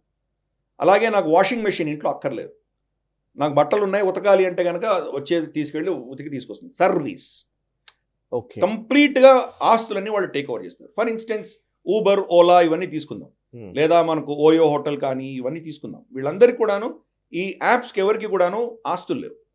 కార్లు వాళ్ళవి కావు, హోటల్స్ వాళ్ళవి కావు. ఎవరు హోటల్సో ఎవరి కార్లోనో వీళ్ళు జస్ట్ కనెక్ట్ చేస్తున్నారు. అలాంటి పద్ధతి తీసుకొస్తున్నారు. కానీ ఎవరో ఓన్ చేయాలి కదా. అవును, ఇప్పుడు ఊబర్ అంటే ఎవరో కార్ డ్రైవర్ ఉన్నాడు, వాడికి ఓనర్ కదా దానికి. అలాగే హోటల్, ఓయో హోటల్ అంటే హోటల్ ఎవడో ఓనర్ ఉన్నాడు కదా. ఈ ఓనర్ ఎవరు అంటే కనుక ఈ పెద్ద బడాబాబులు ఎవరైతే ఉన్నారో డావోస్లో కూర్చున్నటువంటి వ్యక్తులు, వాళ్ళు కంట్రోల్ చేయబోతున్నారు, ప్రభుత్వాలు కంట్రోల్ చేయబోతున్నారు. అంటే ఒక విధమైనటువంటి చైనీస్ మోడల్ని వాళ్ళు ఇంప్లిమెంట్ చేయదలుచుకున్నారు. సో ఇది రైట్, మనకు ఎటువంటి ఆస్తులు ఉండవు, ఓకే, ప్రైవసీ ఉండదు అన్నారు. ప్రైవసీ ఉండదు అనేసరికి దానికి వాళ్ళు ఏం చేస్తున్నారంటే CBDC అని కొత్తది ఇంట్రడ్యూస్ చేస్తున్నారు. అంటే central bank digital currency. Okay, ఆ దేశాల్లో ఉన్నటువంటి మన RBI లాంటిది సెంట్రల్ బ్యాంక్స్ ఏవైతే ఉంటాయో వాళ్ళు డిజిటల్ కరెన్సీస్ ఇష్యూ చేస్తున్నారు. డిజిటల్ కరెన్సీ అనేది మన క్రిప్టో కరెన్సీ లాంటిది. క్రిప్టో కరెన్సీ అనేది ప్రైవేటు, అవి అటువంటి టెక్నాలజీ తోటి వాళ్ళ దేశానికి సంబంధించినటువంటి సెంట్రల్ బ్యాంక్ అని ఇష్యూ చేస్తే దాన్ని సెంట్రల్ బ్యాంక్ డిజిటల్ కరెన్సీస్ అంటారు. అవి మనం కూడా ఇష్యూ చేసాం యాక్చువల్గా. మనం RuPay, digital RuPay already issue చేసాం మనం. కాకపోతే ప్రజల దగ్గర లేదు అది, ఓన్లీ కొన్ని పెద్ద ఇండస్ట్రియల్ హౌసెస్, బిజినెస్ వాళ్ళు మాత్రమే ట్రాన్సాక్ట్ చేసుకోగలిగినట్టున్నది. అది సక్సెస్ అయిన తర్వాత క్రమేపీ ప్రజల దగ్గర కూడా తీసుకొస్తారు వాళ్ళు. అలాగే చైనా ఇంట్రొడ్యూస్ చేసింది, చాలా దేశాలు ఇంట్రొడ్యూస్ చేస్తున్నాయి సెంట్రల్ బ్యాంక్ డిజిటల్ కరెన్సీ. ఇప్పుడు యూరోప్లో వాళ్ళు ఏం పెట్టారంటే 1000 యూరోల కంటే ఎక్కువ మీరు క్యాష్ ట్రాన్సాక్షన్ చేస్తే మిమ్మల్ని అరెస్ట్ చేయొచ్చు, వాళ్ళు జైల్లో పెట్టచ్చు. డిజిటల్గానే చేయాలి. అంటే క్రమేపీ మీరు ఏం చేస్తోంది, మీ ప్రైవసీ అన్నది ఉండదు, కంప్లీట్గా ప్రభుత్వానికి తెలుస్తుంది. అటువంటి పరిస్థితి తీసుకెళ్తున్నారు. డిజిటల్ ఐడి, మనకు ఆధార్ లాంటిది, అక్కడ కూడా డిజిటల్ ఐడి ఇంట్రొడ్యూస్ చేయబోతున్నారు. డిజిటల్ ఐడిను ఈ కరెన్సీస్ వచ్చిన తర్వాత ఏ ప్రైవసీ ఉండదు, కంప్లీట్గా వాళ్ళు డిక్టేట్ చేస్తారు. సరే పర్వాలేదు, మనం మంచి కోసం చేస్తున్నారో, టెక్నాలజీ వస్తే మనకేం ఇబ్బంది లేదని అనుకోవచ్చు. కానీ ప్రాబ్లం ఎక్కడుందంటే కనుక ESG అన్న కాన్సెప్ట్ తీసుకొచ్చారు. ఎన్వైరన్మెంటల్ సోషల్ గవర్నెన్స్ అని ఒకటి తీసుకొచ్చారు. ప్రతి వ్యక్తికి ఒక క్రెడిట్ స్కోర్ లాంటిది పెడతారు. వాళ్ళు నిర్ణయించినటువంటి అంశాలకు వ్యతిరేకంగా మీరు ఏమైనా చేస్తే మీకు స్కోర్ తగ్గిపోతుంది. ఫర్ ఇన్స్టెన్స్ మీరు వ్యాక్సిన్ వేసుకోవాలి అని చెప్తారు, వ్యాక్సిన్ మ్యాండేట్ అంటారు. మీరు అది వేసుకోకపోతే కనుక మీ స్కోర్ తగ్గిపోతుంది. లేదా మీరు ఏదో రోజుకి మీరు 10 లీటర్లు మాత్రమే నీళ్లు వాడాలి అంటారు, అంతకంటే ఎక్కువ వాడితే కనుక పర్యావరణ కాలుష్యం ఏదో పేరు పెడతారు వాళ్ళు. మీరు 20 లీటర్లు వాడారు అనుకోండి, 10 లీటర్లు మీకు క్రెడిట్ స్కోర్ తగ్గిపోతుంది. ఇలా మిమ్మల్ని ప్రతి మనిషిని, ప్రపంచంలో ఉన్న ప్రతి మనిషిని, ఇప్పటికే కొన్ని ఏజెన్సీస్ చేసే ఈ రేటింగ్స్ వల్ల చాలా వరకు ఎంఎన్సీస్ ఈరోజు కార్పొరేట్ కంపెనీస్ అన్నిటిలో కూడా ఒక టార్గెట్స్ ఉన్నాయన్నమాట. అంటే ఏంటంటే నీకు అందుబాటులో ఉన్నాడా లేదా సంబంధం లేదు, మీ ఎంప్లాయీస్ లిస్ట్లో ఇంతమంది థర్డ్ జెండర్ నుంచి ఉండాలి అంతే. ఎల్జిబిటీ క్యూ నుంచి ఎవరో ఒక ముగ్గురు కనీసం ఇంతమంది అయితే ఉండాలి, ఉంటే మీరు దీనికి అర్హుడు కరెక్ట్ అని చెప్తున్న కంపెనీస్ కూడా వచ్చాయి ఇప్పుడు. అంటే ఇప్పుడు మన దేశంలో ఇది ఎప్పటి నుంచో రిజర్వేషన్స్ ఉన్నాయి కదా, అతని ఎలిజిబిలిటీ ఉందా లేకపోయినా కానీ ఆ రిజర్వేషన్ కోటాన్ని నింపాలి ప్రభుత్వాల్లో, అది మనకు ఉంది. అది ఇప్పుడు ఎంఎన్సీస్ వచ్చి ప్రైవేట్ లో లేదు, ప్రైవేట్ లో ఎల్జిబిటీ కార్పొరేట్ లోనే పెడతారు అది. కరెక్ట్. సో ఇదంతా కూడా ఏంటంటే వాళ్ళు సమాజాన్ని అతలాకుతలం చేసేదానికి ప్రయత్నం చేస్తున్నారు. వాళ్ళ అజెండా యాక్చువల్లీ ఎందుకు ఈ మాట అన్నానంటే తులసి గబార్డ్ ఒక వీడియోలో చెప్తారు, అమెరికాలో గత కొన్ని సంవత్సరాల్లోనే ఇబ్బడి ముబ్బడిగా ఈ జెండర్ చేంజ్ ఆపరేషన్స్ జరిగాయని, చాలా మంది మారారు అని. అది నిజంగా మారారా లేకపోతే ఇట్లాంటి ఆపర్చునిటీస్ వస్తున్నాయన్నప్పుడు మారే వాళ్ళు కూడా ఉంటారు కొంతమంది. కరెక్ట్, అన్ని విధాలు వాళ్ళు ఏమైనా జరగచ్చు కదా, ఏమైనా జరగచ్చు, కానీ అది ఒక పెద్ద విష వలయం లాగా తయారైంది. ఎగ్జాక్ట్లీ. ఈవెన్ బ్యాంకర్స్ కూడా లోన్లు ఇవ్వాలి అని అంటే ఇట్లాంటి ఏజెన్సీస్ ఇచ్చే స్కోర్లే ఆధారం. కరెక్ట్. మీరు ఇంక్లూజివ్నెస్ ఎంత ఉన్నది, ఇంక్లూజివిటీని బట్టి లోన్లు రావడం అనేది కొంచెం విచిత్రంగానే. లోన్ ఇంట్రెస్ట్ దాన్ని మీరు ఇంక్లూజివ్ గా ఉంటే ఇంట్రెస్ట్ రేట్ తక్కువ ఉంటుంది, లేదా ఇంట్రెస్ట్ రేట్ పెరుగుతుంది. మన దగ్గర ఒక కంపెనీ ఉందనంటే దాన్ని బ్యాలెన్స్ షీట్ ని చూసి వాళ్ళు ప్రాఫిట్స్ లో ఉన్నారా లేదా, వాడికి ఉన్న స్కోప్ ఏంటి, బిజినెస్ గ్రోత్ ఉంటుందా లేదా అని ఆలోచించి లోన్ ఇవ్వడం అంటే ఒక లెక్క. కానీ మరి అసలు మీ ఆఫీస్లో ఎవడు పని చేస్తున్నాడు, ఎలా ఉంది, ఏ మోరాలిటీస్ వాడుతున్నా, ఏం చేస్తున్నారు మీరు, ఈ సోషల్ అంశాలని ఈ సిస్టంలోకి, ఎకనామిక్ సిస్టంలోకి తీసుకురావడం కరెక్టా అనేది నా అదే WEF అజెండా, అదే అజెండా. ఇటువంటి అజెండాసే వాళ్ళకు ఉన్నాయి. తర్వాత దాన్ని ఇప్పుడు వాళ్ళు ఏమంటున్నారంటే 4th రెవల్యూషన్ అంటున్నారు. ఇండస్ట్రియల్ రెవల్యూషన్ అంటే ఇప్పుడు 4th రెవల్యూషన్ జరుగుతోంది అంటున్నారు. అంటే టెక్నాలజీ రెవల్యూషన్, ఆర్టిఫిషియల్ ఇంటెలిజెన్స్, తర్వాత మీకు 5G technologies, internet of things, తర్వాత మీకు బిగ్ డేటా, ఇటువంటివన్నీ వచ్చేసరికి దాంతో ప్రజల్ని కంట్రోల్ చేయాలి అనుకుంటున్నారు. వాళ్ళ ఉద్దేశం ఏంటంటే 400 సంవత్సరాల ముందర భూమి మీద ఎంతమంది జనాభా ఉందో అంతమంది సరిపోతుంది ఈ భూమికి, అంతకంటే ఎక్కువ జనాభా వేస్ట్ అని వాళ్ళు నిర్ణయించారు. 400 సంవత్సరాల క్రితం ఉన్న జనాభా ఉండాలంటే చాలా మంది, అంటే రమారమి 90% ఇప్పుడు ప్రజలు అక్కర్లేదు. వాళ్ళ దృష్టిలో ఈ యొక్క బడాబాబులు ఎవరైతే ఈ డావోస్లో ఈ WEF వరల్డ్ ఎకనామిక్ ఫోరంలో పార్టిసిపేట్ చేస్తారో, ఒక బహుశా 200-300 పెద్ద ధనికులైనటువంటి కుటుంబాలు ఏవైతే ఉన్నాయో, వాళ్ళ విలాసాల కోసం వాళ్ళకు కావాల్సినంత లేబరే ప్రపంచంలో ఉండాలి, అంతకంటే ఎక్కువ ఒక్కర్లేదు. సో ఈ ప్రపంచంలో డీపాపులేట్ చేయడానికి, ప్రజల్ని తగ్గించడానికి ప్రయత్నం వాళ్ళు చేస్తున్నారు. వ్యాక్సినేషన్స్ కావచ్చు, లేదా వాళ్ళ ప్రోగ్రామ్స్ కావచ్చు, ఇవన్నీ పెడుతున్నారు. దీంట్లో చాలా భయంకరమైన ప్రోగ్రామ్స్ వాళ్ళు ఏం ఆలోచన చేస్తున్నారంటే మన ఫుడ్ చైన్ మీద అటాక్ చేస్తున్నారు. దానికి ఒక కొత్త పేరు కాయిన్ చేశారు వాళ్ళు, కొత్త ఒక వర్డ్ కనుక్కున్నారు వాళ్ళు, పెట్టారు దానికి ఎకోసైడ్ అని పెట్టారు. జెనోసైడ్ లాగా సూసైడ్ లాగా ఎకోసైడ్ అని పెట్టారు. ఎకోసైడ్ అంటే మీరు పంటలు పండించడం వల్ల ప్రదూషణ ఎక్కువ పెరుగుతోంది, కాలుష్యం పెరుగుతోంది, కాబట్టి పంటలు పండించకూడదు. మరి ఏం చేయాలి, ఎలా బతకాలి? బిల్ గేట్స్ వచ్చేసి అక్కడికి వస్తాను నేను. బిల్ గేట్స్ లక్షల ఎకరాలు కొనుక్కుంటున్నాడు అమెరికాలో, పెద్ద ఫార్మ్ ఓనర్ అయిపోయేసరికి ఆ దేశంలో పాలసీ అతను డిక్టేట్ చేయొచ్చు. మనం ఈరోజు మాట్లాడుతుండగా రైట్ నౌ జర్మనీలో బెర్లిన్లో కంప్లీట్గా చక్కాజామ్ జరిగింది. కంప్లీట్గా అక్కడ ఉన్నటువంటి రైతులను సమర్థిస్తూ ట్రక్కర్సు కంప్లీట్గా దేశవ్యాప్తంగా వాళ్ళు అజిటేషన్ చేస్తున్నారు. WEF అజెండాకు వ్యతిరేకంగా వాళ్ళు అజిటేషన్. ఎందుకని వాళ్ళు చెప్పేది ఏంటి? ఈ ఫార్మ్స్ మొత్తం అంతా సబ్సిడీలు తీసేశారు వాళ్ళకి. జర్మనీలో వాళ్ళు ఎలా బతుకుతారు? వాళ్ళకి ఇంకా పంట పండించడం అన్నది ఎకనామిక్ వైబుల్ కాదు మీకు అసలు. సో పండించకూడదని నిర్ణయించారు వాళ్ళు. రెండవది మీట్, మనకు మాంసం ఏదైతే తినేవాళ్ళు ఉంటారు. ఇప్పుడు పంట పండించకూడదంటే ఏం తినాలి?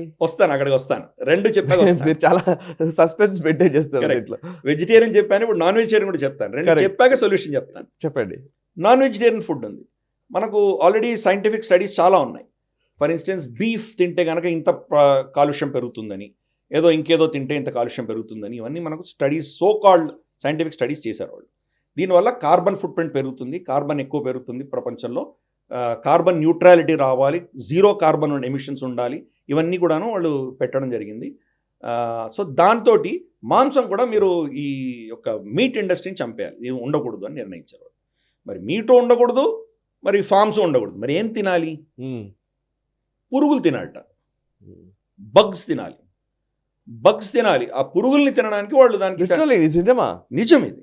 WEF వరల్డ్ ఎకనామిక్ ఫోరం వాళ్ళ వీడియోస్ కానీ వాళ్ళ వెబ్సైట్లో ఉన్నటువంటి ఆర్టికల్స్ కానీ మీరు వెళ్ళి చదవచ్చు. దాన్ని సమర్థిస్తూ చాలామంది చెప్పడం కూడా జరుగుతుంది. చాలామంది స్టేట్మెంట్స్ ఉన్నాయి మనకు. దీంట్లో ట్విట్టర్లో వెళ్ళి చూసామంటే ఎన్నో వీడియోస్ ఉన్నాయి వాళ్ళు చెప్తున్నటువంటి జస్టిఫికేషన్స్. పురుగులతోటి గ్రైండర్లో వేసి మిక్స్చర్ లాగా చేసి తాగడం అంటే మనిషికి 300-400 క్యాలరీస్ రోజుకి కావాలి అనేదో నిర్ణయించారు వాళ్ళు. అది మీరు పురుగులు తింటే వచ్చేస్తుంది మీకు. దానికి ఇవన్నీ ఎందుకు చేయాలి? మీరు కాలుష్యం ఎందుకు తీసుకురావాలి? కాలుష్యం బదులు పురుగులు తింటే సరిపోతుంది కదా. అది వాళ్ళ పరిస్థితి.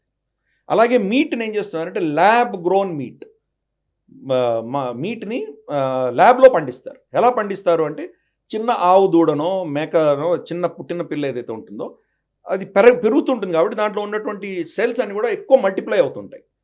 దాంట్లోంచి కొన్ని సెల్స్ తీసుకొని ల్యాబ్లో పెట్టి పండిస్తారు, పెంచి దాన్ని అమ్ముతారు అన్నమాట. అది తినాలి. సో ఇటువంటి దాని మీద billions of dollars bill gates లాంటి వాళ్ళు దాంట్లో ఇన్వెస్ట్ చేశారు.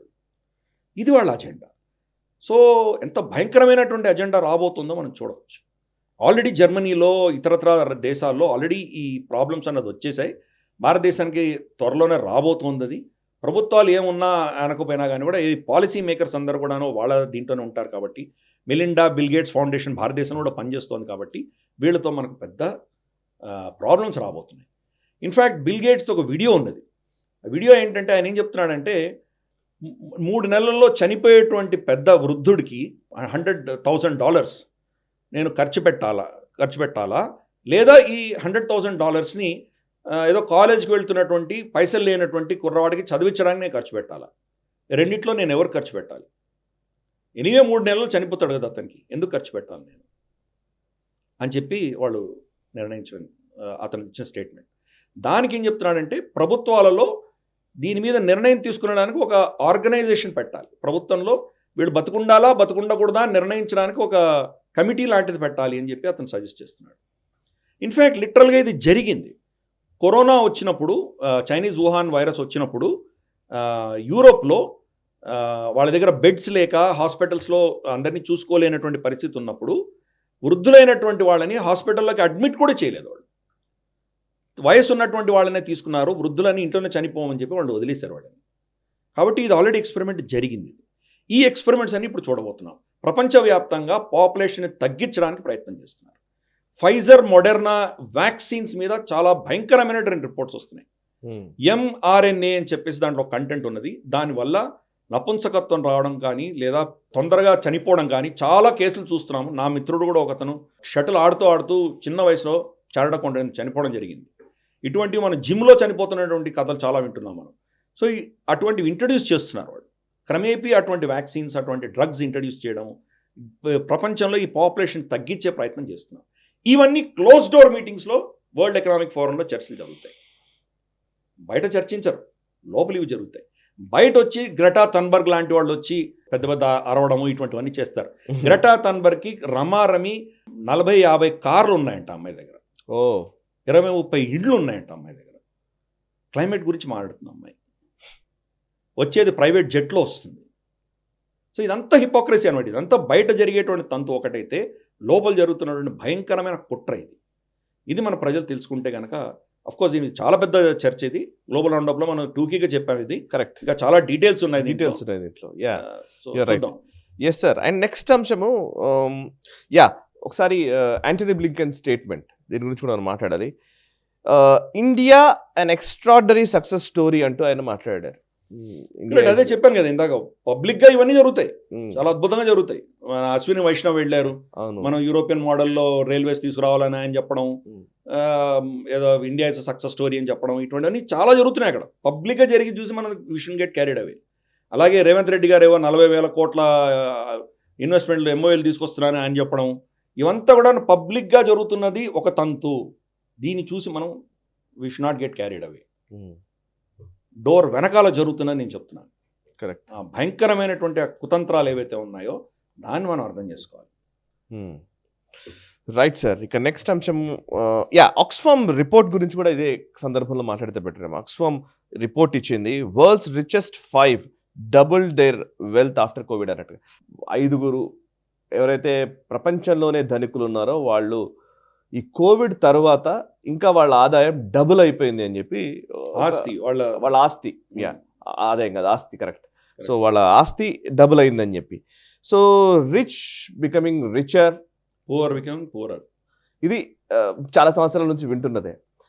ఈ ఆక్స్ఫామ్ రిపోర్ట్ కూడా వరల్డ్ ఎకనామిక్ ఫోరం కనుసన్నల్లో వచ్చినట్టుగానే మనం చూడాలా? అంటే సేమ్ అజెండా బేస్డా లేకపోతే ఇంకేమైనా దీంట్లో ఉన్నాయి? కరెక్ట్. వరల్డ్ ఎకనామిక్ ఫోరం ఏం చేస్తుందో దాని యొక్క పర్యవసానమే దీంట్లో వాళ్ళు ఈ రిపోర్ట్లో మనం చూస్తున్నాం. వరల్డ్ ఎకనామిక్ ఫోరం యొక్క ఉద్దేశమే ప్రపంచానంతా శాసించేది కొంతమంది. ఎలక్ట్ అవ్వనటువంటి వాళ్ళు, వాళ్ళ కంట్రోల్లో ఉన్నటువంటి వాళ్ళు, క్లాస్ షవాబ్ యొక్క అధీనంలో ఉన్నటువంటి వ్యక్తులు కంట్రోల్ చేస్తారు. సో వాళ్ళ అధీనంలోనే ఆస్తి అంతా ఉంటుంది. కాబట్టి వాళ్ళే ధనికులు అవుతున్నారు, మిగతా వాళ్ళందరూ పేదరికంలోకి వెళ్ళిపోతున్నారు. చెప్పాను కదా, ఆస్తి ఎవరికి ఉండదని చెప్తున్నారు వాళ్ళు, ముందరే చెప్తున్నారు, వార్నింగ్ ఇస్తున్నారు. 2011లో ఒక సినిమా వచ్చింది. ఆ సినిమా పేరు కంటేజియన్. దీంట్లో మనకు మ్యాట్ డెమాన్, జూడ్ లా, కేట్ విన్స్లెట్, గ్వాయినెత్ పాల్ట్రో వీళ్ళందరూ యాక్ట్ చేశారు. 2011లో వచ్చింది. ఈ సినిమాలో ఏంటంటే ఒక పెద్ద మహమ్మారి, అంటే ఒక పాండమిక్ వస్తే కనుక ప్రపంచం అంతా ఎలా అతలాకుతలం అవుతుందో ఇందులో చూపించారు. మనం ఎలాగైతే కరోనాలో మనం ఫేస్ చేసామో అది 2011లో వీళ్ళు చూపించారు. 9 సంవత్సరాల తర్వాత అదే జరిగింది. ఇప్పుడు గత సంవత్సరంలో లీవ్ ద వరల్డ్ బిహైండ్ అని నెట్ఫ్లిక్స్లో ఒక సినిమా వచ్చింది. దీంట్లో జూలియా రాబర్ట్స్ యాక్ట్ చేసింది. ఈ సినిమాలో ఏంటంటే నెట్ఫ్లిక్స్లో ఉంది, మన వాళ్ళు ఎవరైనా చూడొచ్చు కూడా. Leave the world behind. ఈ సినిమాకి స్క్రిప్ట్లో ఉన్నటువంటి సంబంధించినటువంటి అడ్వైజ్ ఎవరు ఇచ్చారు అంటే బరాక్ ఒబామా ఇచ్చారు. మాజీ రాష్ట్రపతి బరాక్ ఒబామా ఇచ్చాడు. దాంట్లో ఏముందంటే కనుక పెద్ద సైబర్ అటాక్ అవుతుంది. వీళ్ళు హాలిడేకి వెళ్తారు, ఎక్కడికో హాలిడేకి వెళ్తే సైబర్ అటాక్ అవుతుంది. సైబర్ అటాక్ అయ్యేసరికి అక్కడ ఉన్నటువంటి కార్లన్నీ యాక్సిడెంట్లు అయిపోతుంటాయి, వాళ్ళకు టీవీ పనిచేయదు, కమ్యూనికేషన్ పనిచేయదు, ఎలక్ట్రిసిటీ బ్రేక్ డౌన్ అయిపోతుంది, ఎయిర్ క్రాఫ్ట్స్ అన్నీ యాక్సిడెంట్ అయిపోతుంటాయి. ఇది జరుగుతుంది. Klaus Schwab world economic forum chairman already warning ఇచ్చాడు. పెద్ద సైబర్ అటాక్ జరగబోతోంది రాబోయే రోజుల్లో, అంతా డిస్రప్ట్ అవుతుంది, హాస్పిటల్స్ డిస్రప్ట్ అవుతాయి, మీ బ్యాంకుల పైసలు మాయమైపోతాయి, ఇటువంటివన్నీ జరగబోతుంది అని వార్నింగ్ ఇచ్చాడు. ఇప్పుడు ఈ సినిమా వచ్చింది కాబట్టి లెట్ us బీ ప్రిపేర్డ్. పెద్ద సైబర్ అటాక్ జరగబోతోంది మన దేశం మీద ఆల్రెడీ. మన దేశం కాదు, ప్రపంచవ్యాప్తంగా కూడా జరగబోతోంది మేజర్ సైబర్ అటాక్. ఇది వీళ్ళే చేస్తారు, ఈ పెద్ద బడాబాబులే చేస్తారు, ఈ అటాక్స్ వాళ్ళే చేస్తారు, చేయించి ప్రజల్ని కంట్రోల్ చేయడానికి వాళ్ళు చేస్తున్నారు. సో ఆక్స్ఫామ్ లాంటిది చెప్పే రిపోర్ట్స్ అన్నీ కూడాను WEF యొక్క అజెండానే వాళ్ళు చూపిస్తున్నారు బయటికి. సో రాబోయే రోజులు మన వచ్చే తరం అన్నది ఎటువంటి సమస్యలతో ఎదుర్కోవాలో మనం తలుచుకుంటే కనుక చాలా ఆందోళన కలిగిస్తాయి. LGBTQకి సంబంధించినటువంటి సోకాల్డ్ వోక్ కల్చర్ కావచ్చు, వాళ్ళని ఎవరు అపోజ్ చేయట్లేదు. కాకపోతే దాన్ని పబ్లిక్గా బాహటంగా వచ్చి దాన్ని చెప్పాల్సినటువంటి అవసరం లేదు. ఎందుకంటే అటువంటి ఆలోచన ఉన్న వాళ్ళు పబ్లిక్గా వస్తే కనుక మరి నార్మల్గా ఉన్నటువంటి కప్పులు కూడా బయటికి రావాలి కదా, వీళ్ళు రావట్లేదే. సో కాబట్టి ఎవరిదైనా వాళ్ళు ప్రైవేట్గా మీరు ఏం చేసుకుంటారో చేసుకోండి, ఎవరు అపోజ్ చేయట్లేదు. కానీ దానికి ఏదో పెద్ద పీట వేసి దానికి అన్ని చేయడం లాంటివి, ఈ అజెండా అంతా కూడాను కంప్లీట్గా ప్రపంచాన్ని శాసించి దాంట్లో సమాజాన్ని కంప్లీట్గా మార్చే ప్రయత్నం అన్నది జరుగుతోంది. ఇది చాలా డేంజరస్. అది ఆక్స్ఫామ్ రిపోర్ట్లో కూడా ధనికులైపోతున్నారు, మిగతా వాళ్ళందరూ పేదరికంలో వెళ్తున్నారు అనేది. అంటే ఇప్పుడు క్వశ్చన్ అడుగుతాను మిమ్మల్ని. ఇప్పుడు భారతదేశంలో కూడా ఇప్పుడు చర్చ ఏంటంటే ఈ కమ్యూనిస్టులు మాట్లాడుతూ ఉంటారు, మళ్ళీ అదే లిబరల్ లెఫ్ట్ లాబీకి సంబంధించిన వాళ్ళే మాట్లాడుతూ ఉంటారు. ధనికులు అవుతున్నారు, పేదలు అవుతున్నారు. ఇప్పుడు ఈరోజు అంబానీ అదానీలే పెరిగిపోయారు, మిగతా వాళ్ళు ఎవరు లేకుండా అయిపోయారు.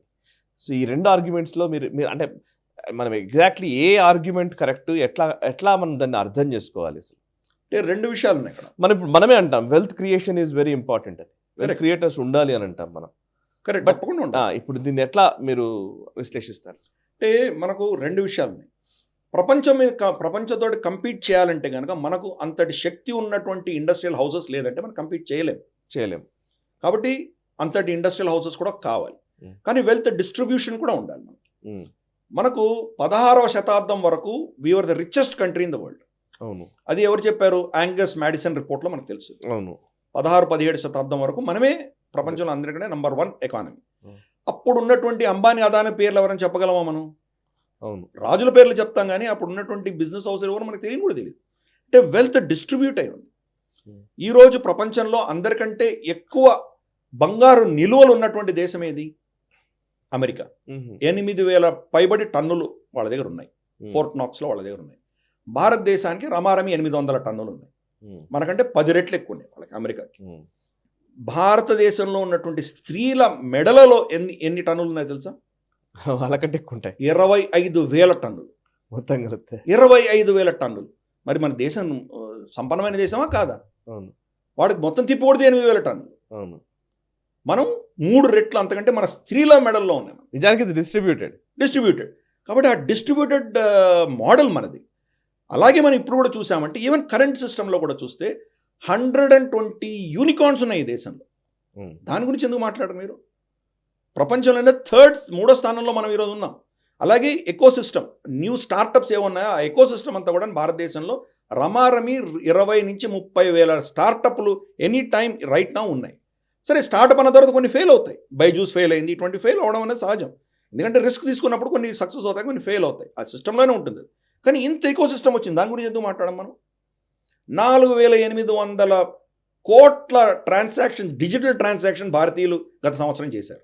మన తర్వాత 10 దేశాలు కలుపుకుంటే కూడా దానికి సరిపోదు. మనం నెక్స్ట్ నంబర్ 2 పొజిషన్లో చైనా 1,800 కోట్ల ట్రాన్సాక్షన్ మాత్రమే చేశారు.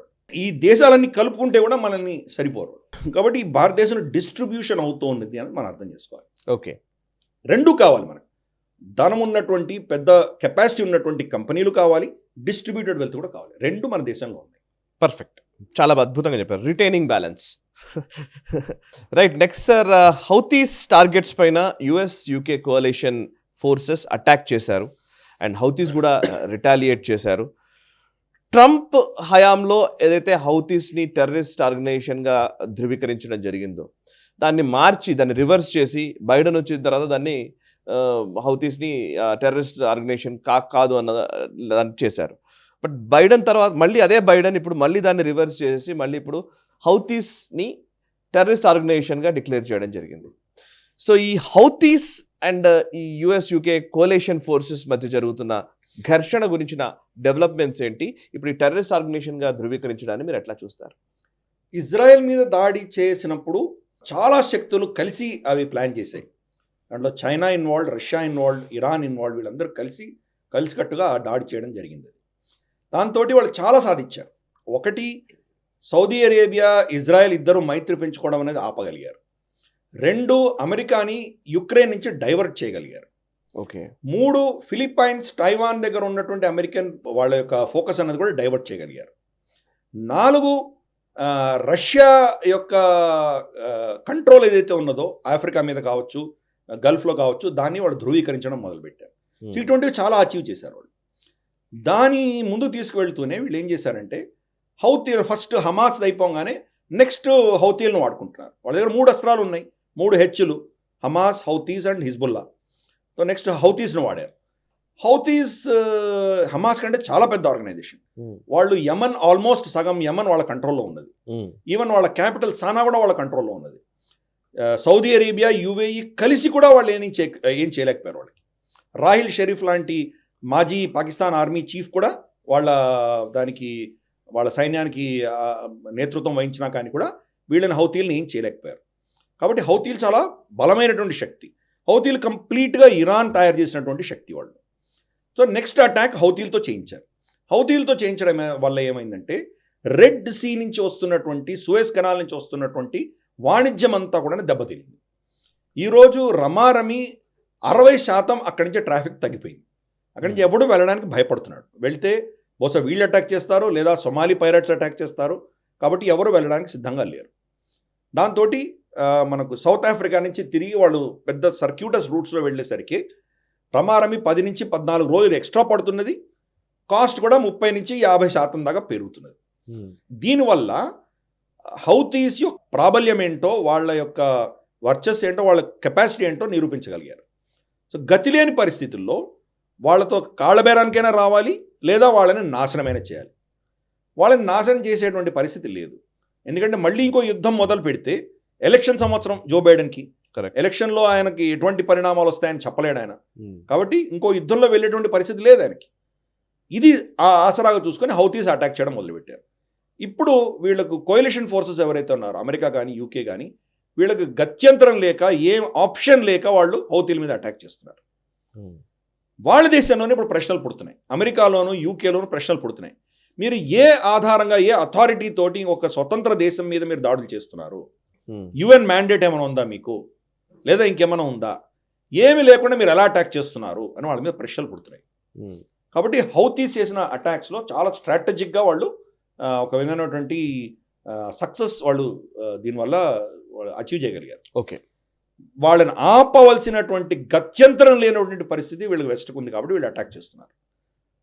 చూద్దాం రాబోయే రోజుల్లో మరి వీళ్ళు హౌతీస్ని నిజంగా నివారించగలరా, నివారించి రెడ్ సీ రూట్ని మళ్ళీ వీళ్ళు పునఃస్థాపించగలరా, లేకపోతే ఈ యుద్ధం మళ్ళీ హౌతీస్ తోటి ఇంకా కొన్ని నెలలు కొన్ని సంవత్సరాలు ఇలాగే కొనసాగుతూ ఉండి మరి ప్రపంచమంతా రెసిషన్లోకి వెళ్తుందా వేచి చూడాలి.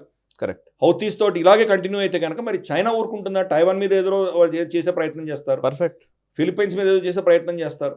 ఇంత లోపల వాళ్ళకి వెపన్స్ ధనము లేకపోయేసరికి యుక్రెయిన్ దాసోహం అనేటువంటి పరిస్థితి. కాబట్టి రాబోయే నెలల్లో ఈ పరిణామాలు ఎటు వెళ్తాయో చూడాలి.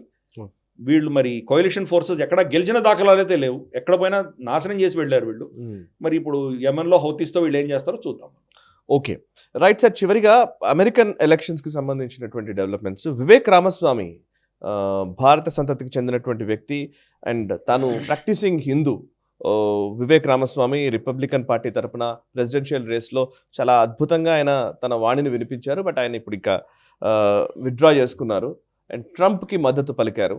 ఒక పరిణామం ఇది. అండ్ ఇంకొక వైపు ఏమో కెనడా పిఎం జస్టిన్ ట్రూడో మాత్రం ఒకవేళ ట్రంప్ అధ్యక్షుడైతే చాలా దారుణాతి దారుణమైన సిచ్యువేషన్స్ ఫేస్ చేయాల్సి ఉంటుంది అని ఒక స్టేట్మెంట్ ఇచ్చారు. ఈ రెంటిని ఎలా చూస్తారు? అంటే మధ్యలో ఇంకోటి అయోవా కాకస్ కూడా డొనాల్డ్ ట్రంప్ గెలవడం జరిగింది, ట్రంప్ గెలుచుకున్నారు. సో అప్పుడు ఏమైందంటే ఈ యొక్క రేటింగ్స్ ఏదైతే వచ్చాయో రేటింగ్స్లో వివేక్ రామస్వామి సింగిల్ డిజిట్లో పడిపోయాడు ఆయన. ఓకే, సింగిల్ డిజిట్లో పడిపోయేసరికి ఇంకా ముందుకు వెళ్ళడం కష్టమని ఆయనకు అర్థమైపోయి విత్డ్రా చేసుకోవడం జరిగింది. సో ఇప్పుడు బరిలో ముగ్గురే ఉన్నారు, అంటే సీరియస్ క్యాండిడేట్స్ ముగ్గురే. డొనాల్డ్ ట్రంప్, రాన్ డిసాంటిస్, తర్వాత నిక్కీ హేలీ. వీళ్ళు ముగ్గురు ఉన్నారు రిపబ్లికన్స్కి సంబంధించి. అయోవా కాకస్లో నిక్కీ హేలీ 3వ స్థానంలో ఉంది, రాన్ డిసాంటిస్ 2వ స్థానంలో వచ్చాడు.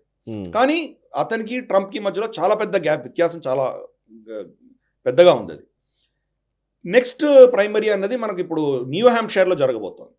న్యూ హ్యాంప్షైర్లో రాన్ డిసాంటిస్ కంటెస్ట్ చేయట్లేదు. ఆయనకు అక్కడ కొద్దిగా వీక్ ఉన్నానని చెప్పి అక్కడ నేను కంటెస్ట్ చేయనని చెప్పి వేరే దగ్గరికి వెళ్తున్నాడు ఆయన. దాంట్లో డైరెక్ట్గా నిక్కీ హేలీ, డొనాల్డ్ ట్రంప్ మధ్యలోనే ఆ కాంటెస్ట్ ఉండబోతోంది. వాళ్ళిద్దరి మధ్యలో ఒక డిఫరెన్స్ చాలా తక్కువ ఉంది అని మనం వింటున్నాం. మనం ఒకవేళ నిక్కీ హేలీ కనుక ఇప్పుడు గెలిచిందంటే న్యూ హ్యాంప్షైర్, ఆమెకు ఒక విధమైనటువంటి బూస్ట్ వస్తుంది. దాంతో ఆవిడ ముందుకు వెళ్ళేటువంటి మిగతా ప్రైమ్ మినిస్టర్ కూడా ఆవిడ గెలిచేటువంటి అవకాశాలు పెరుగుతాయి ఆవిడకి.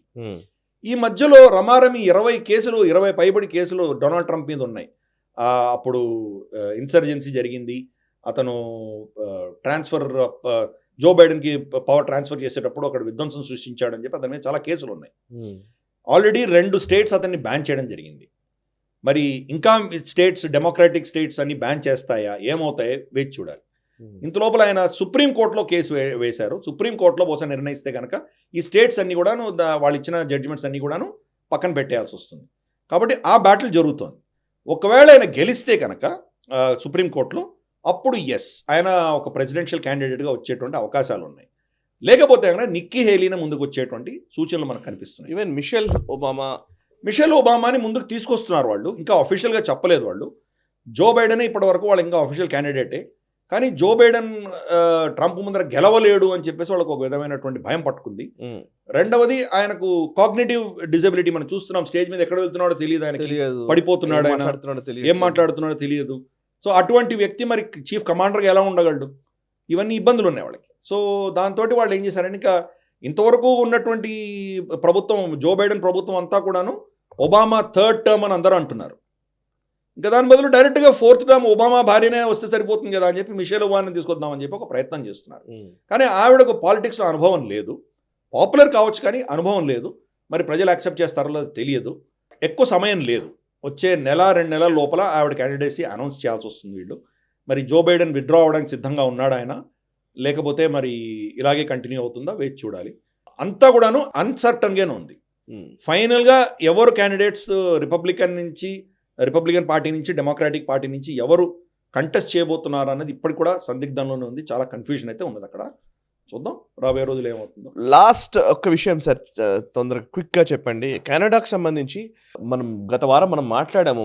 మన భారత మూలాల నుంచి వెళ్ళిన వాళ్ళు, అక్కడ వ్యాపారాలు చేస్తున్న వాళ్ళకి విపరీతమైన ఎక్స్టార్షన్ కాల్స్ వస్తున్నాయని చెప్పి, వాళ్ళకి థ్రెటనింగ్ చేస్తూ వాళ్ళని భయపెడుతూ కాల్స్ వస్తున్నాయని. కెనడాలోని 2 నగరాలకు చెందినటువంటి మేయర్లు, బ్రాంప్టన్ అండ్ సరే, ఈ రెండింటికి సంబంధించినటువంటి మేయర్స్ వాళ్ళు ఇప్పుడు ఈ విషయాన్ని చాలా సీరియస్గానే దీన్ని తీసుకోవాల్సి ఉంటుంది అని చెప్పేసి వాళ్ళు కూడా అక్కడ ప్రభుత్వానికి చెప్తున్న పరిస్థితి, అండ్ వాళ్ళు యాక్షన్ తీసుకోవాలని చెప్పేసి కోరుతున్న నేపథ్యం కనబడుతుంది. భారత ప్రభుత్వం కూడా ఇది మ్యాటర్ ఆఫ్ సీరియస్ కన్సర్న్ అని గతంలోనే ఒక వ్యాఖ్య కూడా చేసింది, మనం చెప్పాం. దీన్ని ఎట్లా అర్థం చేసుకోవాలి? ప్లస్ భారత ప్రభుత్వం ఏం చెప్పిందంటే, మీరు ఇన్వెస్టిగేట్ చేస్తే దాంట్లో మేము సహకరించడానికి సిద్ధంగా ఉన్నాం స్టేట్మెంట్ ఇచ్చాం మనం. కరెక్ట్. సో ఇది ఒక సీరియస్ మ్యాటర్ ఇది. ఎందుకంటే అక్కడ మనం వ్యాపారాలు చేసుకోవాలంటే మరి మనకు థ్రెట్స్ వస్తే మరి మన వ్యాపారస్తులు ఎలా చేసుకోవాలి అక్కడ? కరెక్ట్. ఇది ఇలా ఉంటే ఇందాక నువ్వు అడిగిన ప్రశ్నకి నేను సమాధానం చెప్పలేదు. జస్టిన్ ట్రూడో అమెరికన్ పాలిటిక్స్లో ఇంటర్ఫియర్ అవుతున్నాడు. అవును. ఎందుకు? ట్రంప్ గెలిస్తే ఏంటి, గెలవకపోతే ఏంటి? ఆ దేశంలో ఆ ప్రజలు, ఆ దేశపు ఓటర్లు ఎవరిని ఎన్నుకుంటారో వాళ్ళ ఇష్టం. నువ్వెవరు వాళ్ళ మీద కామెంట్ చేయడానికి? మీ దేశంలో ఎవరు గెలవాలో మేము కామెంట్ చేస్తే ఎలా ఉంటుంది నీకు? సో ఇది ఎంత ఏంటంటే ఒక ఎకో సిస్టమ్ ప్రపంచంలో, ఈ వరల్డ్ ఎకనామిక్ ఫోరంకి సంబంధించినటువంటి ఎకో సిస్టంలో జస్టిన్ ట్రూడో కూడా వరల్డ్ ఎకనామిక్ ఫోరంకి చెందినటువంటి వ్యక్తే. ఇన్ఫ్యాక్ట్ క్లాస్ షాబ్ స్పష్టంగా చెప్పాడు, జస్టిన్ ట్రూడో మా మనిషి అని చెప్పాడు అతను.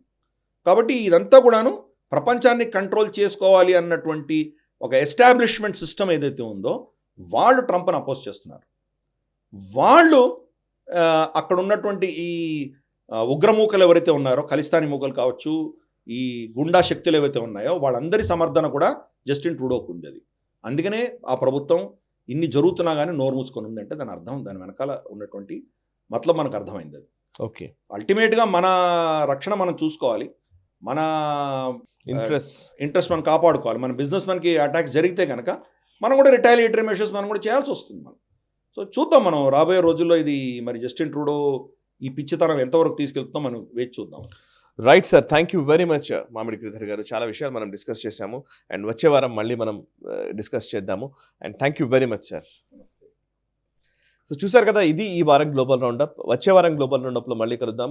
అంతర్జాతీయ పరిణామాల్ని భారతీయ దృక్కోణంలో విశ్లేషించే చర్చా కార్యక్రమం గ్లోబల్ రౌండప్ మీకు నచ్చినట్లయితే కనుక వెంటనే లైక్ చేయండి, 10 మందికి షేర్ చేయండి, అండ్ మీ కమెంట్స్ ద్వారా మీ అభిప్రాయాలు మాతో పంచుకోండి. మనసా వాచా కర్మణ, దేశ హితం కోసం పరితపించే నేషనలిస్ట్ గ్రూప్ ఆఫ్ ఛానల్స్ని సబ్స్క్రైబ్ చేసుకొని జాతీయవాద జర్నలిజాన్ని ప్రోత్సహించండి. Thank you very much. ఈ వీడియో మీకు నచ్చినట్టయితే లైక్ చేయండి, 10 మందికి షేర్ చేయండి, అలాగే కామెంట్ల రూపంలో మీ అభిప్రాయాలను మాతో పంచుకోండి. Nationalist hub group of channels ను సబ్స్క్రైబ్ చేసుకుని తెలుగునాట జాతీయవాద జర్నలిజాన్ని ప్రోత్సహించండి. ఈ వీడియో కింద ఉన్న బెల్ ఐకాన్ పై క్లిక్ చేయడం మర్చిపోవద్దు.